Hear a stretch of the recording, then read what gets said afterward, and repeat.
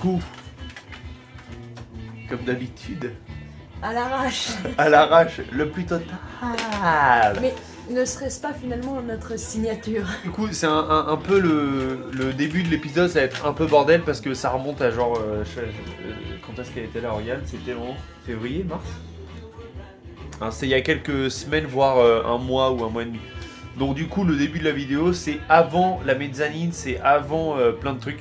Oui. C'est avant les rampants, c'est avant le plaquage des rampants. Mais on n'avait pas trouvé où mettre ça avant et les vidéos se sont un peu perdues, disons, dans la Exactement. matrice. Exactement.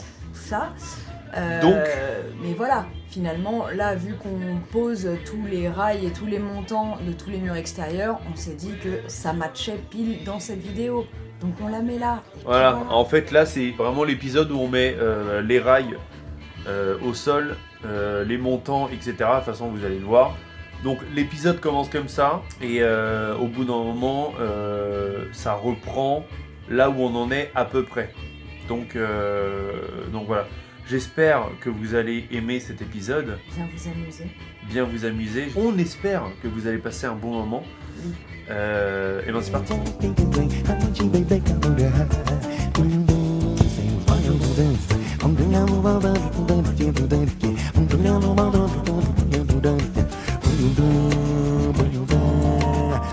Bon bah là aujourd'hui on a posé les rails au sol. Donc c'est relativement simple si vous avez un niveau laser et les bons outils, ça va assez vite. Alors, vous avez vu un petit peu en timelapse, mais voilà tout ce qui a été fait. Ensuite, on reprend là pour avoir un truc plan entre le mur en pierre et ça. Et ensuite, on plaque à nouveau pour être à fleur. Pour poser les rails, il vous faut des rails, cheville à frapper. Ça, c'est une cheville à frapper. Et avec une perceuse à percussion, donc c'est juste une perceuse qui fait des mouvements de aller-retour là pour que ce soit plus facile à percer dans le béton. Quoi. Du coup, on perce et on vient foutre ça après au marteau et puis c'est tout. C'est quand même relativement simple de poser. Après là, pour le mettre bien de niveau, que ce soit bien parallèle en fait au mur d'en face, on a carrément mis le premier de niveau et ensuite on a reporté les côtes aux extrémités pour qu'on ait exactement la même chose d'un bout à l'autre et ça tout le long du mur. Et on a utilisé un cordeau à tracer, donc qu'on vient tendre en fait d'un bout à l'autre une fois qu'on a nos bonnes mesures, qu'on claque au sol. Comme ça laisse un dépôt de craie bleue parfaitement rectiligne. C'est claqué au sol quoi. C'est claqué au sol de ouf. Et c'est ce qui nous permet ensuite de venir caler notre rail. Ça marche aussi au laser, hein, mais je trouve ça un peu plus compliqué. On se le prend souvent dans l'œil, c'est pas très agréable, donc on préfère utiliser les outils d'antan.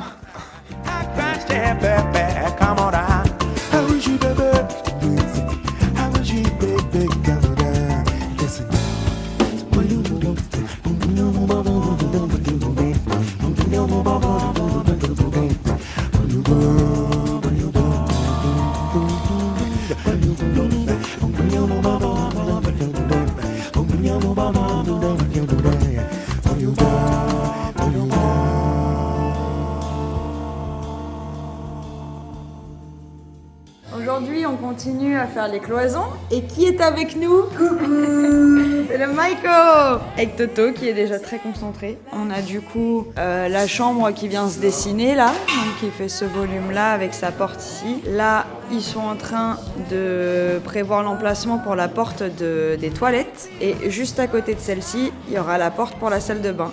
Et dans le petit emplacement qui reste, ça sera notre échelle pour monter sur la mezzanine. Je vous repose. Ça part en time-lapse avec Maiko. The kids will be alright.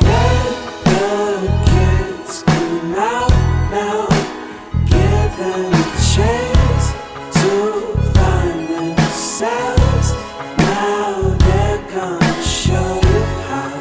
Où est-ce que nous en sommes? Nous avons notre cher copain Maiko qui continue le ponçage des poutres. Regardez-moi ça comme c'est joli.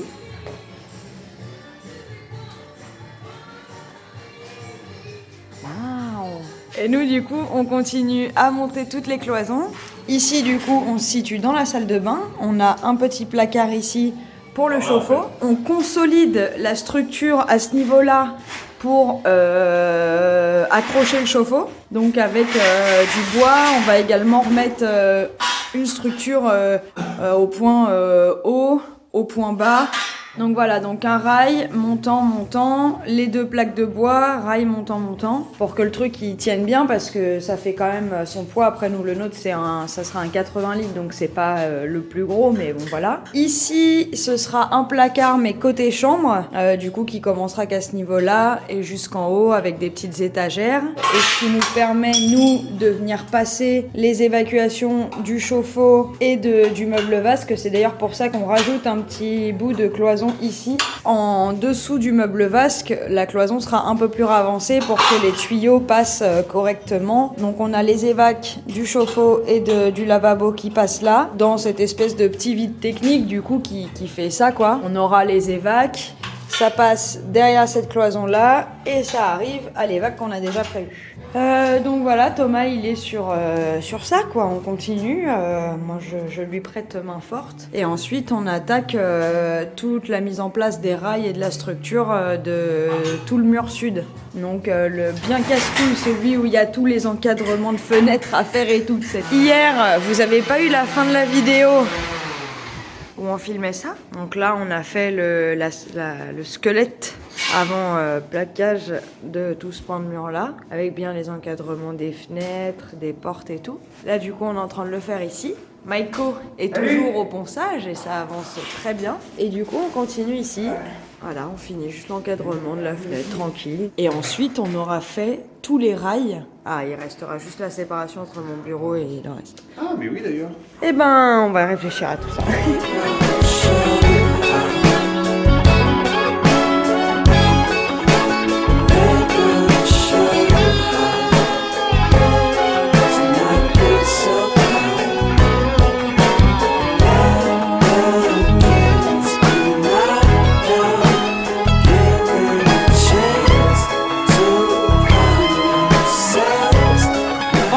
Sa petite affaire et Maïko aussi, je vais vous montrer ce que moi je faisais. Voilà, la deuxième couche d'enduit. Voilà.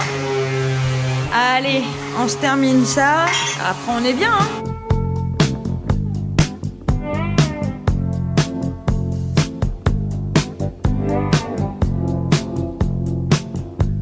On se retrouve aujourd'hui. Qu'est-ce qu'on fait aujourd'hui? Moi, je m'occupe du ponçage des bandes, pas poncer. Je suis là-dessus. Et pendant ce temps-là, Thomas et Sam, qui nous vient tout droit d'Espagne, s'attaquent au piquetage des murs. Donc, pendant que je fais ça, je vous laisse avec les garçons et on se dit à plus.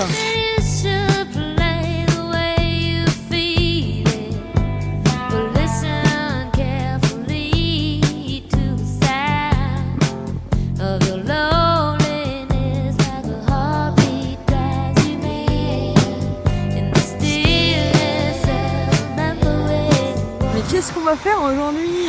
On s'attaque à l'électricité. Du coup, pour ce faire, on est accompagné de mes parents, ma maman et mon beau-papa que vous avez déjà vu. Du coup, on y va, on charbonne. Ils sont là que pour une petite semaine, donc on enchaîne. On n'a pas filmé le début. On a passé une bonne partie des gaines déjà. Voilà, donc je vais vous poser, je vais vous montrer tout ça et puis voilà, on enchaîne.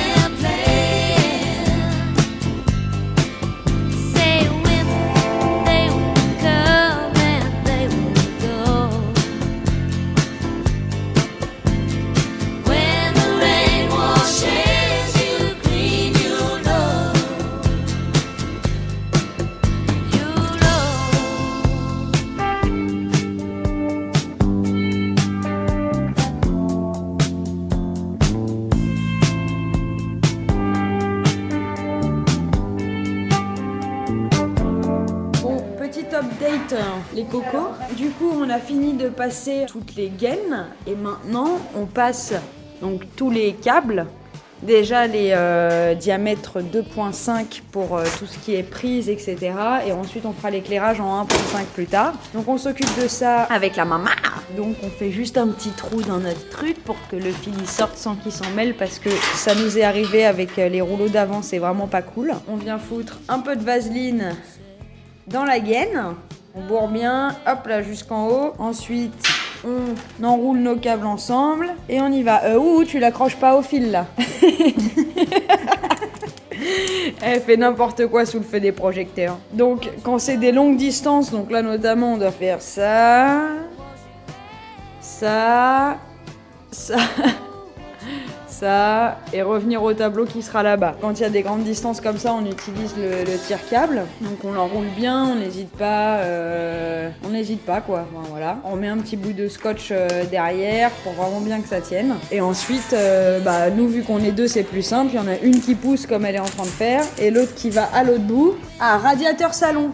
Je sais pas le fil. Ah si, il est là. Et donc après, comme je vous le disais, elle vient pousser les câbles dans la gaine, et moi je viens l'aider en tirant un peu sur le tire-câble, sans tirer trop fort pour pas que ça casse. Et on avance comme ça doucement. Alors c'est mieux d'avoir des gants, et de préférence des gants anti-coupe, parce que là avec le câble ça sert. Tirez s'il vous plaît. Mais je tire. Bon, allez, je vous laisse là-dessus, on se reprend après parce que c'est pas évident à une main. On a fini? Enfin, Bah non. la journée? Oui, fini la journée. Il a eu peur en plus, Thomas. Qu'est-ce qu'on a fait? On a passé tous les fils pour toutes les prises électriques et les radiateurs. Oui, alors et ce le qu'on chauffe-eau. a surtout fait. Et nanana. Focus Et sur moi. nanana. Focus sur moi. Ce qu'on a surtout fait. Ce qu'on a surtout fait avec Touf, dit Christophe, dit Toufman, c'est qu'on a passé la ligne générale du tableau qu'il y a dans la maison qui est déjà rénovée à ici. C'était un enfer parce qu'on avait combien de mètres de câble à passer? 40 Viens, on va montrer dehors. 90 mètres en tout? 90 mètres en tout et il reste rien. Rien. Ah ouais? Je pense que c'était 40 et 55. Ah ouais? Alors on est parti de derrière, là où il y a le tableau. Et ensuite, en amont, on avait passé une gaine, une grosse gaine ici, qui part de là et qui fait... On voit à peu près son chemin dans l'herbe qui est un peu écrasée. Et ici, qui repasse par là. Pour passer ici, il y a un truc comme ça, donc tu passes ton petit corps. Et au fond de ce truc-là, je devais récupérer la gaine. Et il y avait ça entre le plafond et le faux plafond. Et c'était rempli de laine de verre. Donc si tu veux, galère. Mais bref, tac, on a passé ça et ensuite on a été jusque... On a été jusque là pour ensuite redescendre. Tout ça, bien sûr, il parle dans les combles. Hein. Pour descendre ici. Et on en a profité pour mettre aussi la lime générale dans le studio. C'est à peu près le même principe, sauf qu'il y avait un peu plus de longueur de câble. Donc en gros, il y a le câble qui est pas dans la gaine, qui monte là dans les combles, qui traverse toute la maison, qui ressort pour arriver à mon bureau. Et ensuite, on a celle-ci qui passe, pareil, qui prend le même chemin, qui passe dans la même gaine qui est au sol là, la jaune. Voilà, sauf qu'on a fait un trou dans la gaine pour Et la ensuite, ressortir ici. Elle ressort là, tout ça bien sûr on va le réenterrer, vous vous doutez bien. Elle ressort là, elle passe ici, tout ça ça va être enterré plus tard. En attendant on a mis ça là pour pas que ça gêne. Ça passe là et ça va jusqu'au studio de Thomas. Pareil, ça passera pas par la fenêtre, vous vous en doutez, on fera un trou, ça passera là, ça ressortira pas. Voilà tout, donc eux ils sont déjà à l'apéro, ça nous attend pas, c'est super. Donc voilà, donc demain il nous reste à passer tous les câbles en 1.5 pour tous les éclairages et ensuite faire les raccords je ne sais pas trop, les raccords tableau. Mais ça pour vous c'est maintenant. Je vous reprends du coup pour vous montrer un peu l'avancement. Alors c'est vrai qu'on filme pas beaucoup en timelapse pour la simple et bonne raison qu'on est un peu répartis partout et que c'est assez dur de voir précisément ce qu'on fait, donc je pense qu'en timelapse ça rendrait pas très bien. Donc je vous fais des petits updates petit à petit. Du coup là, depuis, qu'est-ce que nous avons fait?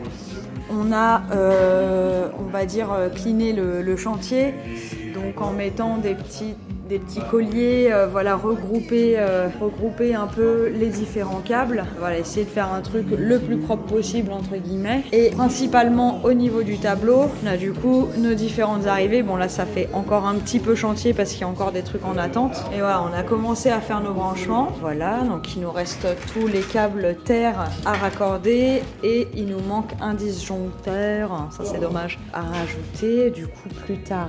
Et de leur côté, les gars garçons, eux, ont bien avancé, dis donc. Et ils s'occupent de passer toutes les évacs, de finir de passer les évacs. Du coup, pour pouvoir finir proprement, ils ont commencé à poser les cloisons du futur meuble vasque, du coup en même temps les boîtes pour les prises et tout. Bah voilà. Là ils font les vacs pour l'instant et ensuite ils avanceront peut-être sur le PER. Il nous restera après. Ah, multicouche dans une pipe. Faut pas confondre, c'est pas pareil. On pourrait croire, mais non. Du coup, avec Christophe, on s'occupera de faire le raccord entre cette arrivée d'eau qu'on ramènera en fait par ici. Comme ça, on pourra peut-être tenter de faire une mise en eau pour voir si tout va bien, quoi. Voilà. Bon, c'est à peu près tout. Hein. Que dire d'autre? Pas grand-chose. Nous, il nous reste juste ça à placer. Et il nous reste 2-3 petites choses à faire, passer les gaines dehors, tout ce qui va aller dehors on l'a pas encore fait. Donc il y a 2 éclairages, 2 prises et 2 gaines, une qui va nous raccorder la micro-station d'épuration et une pour le jacuzzi. Donc voilà, on vous laisse là-dessus. Regardez comme elle fait ça bien avec ses petits autocollants et tout là. Voilà quoi.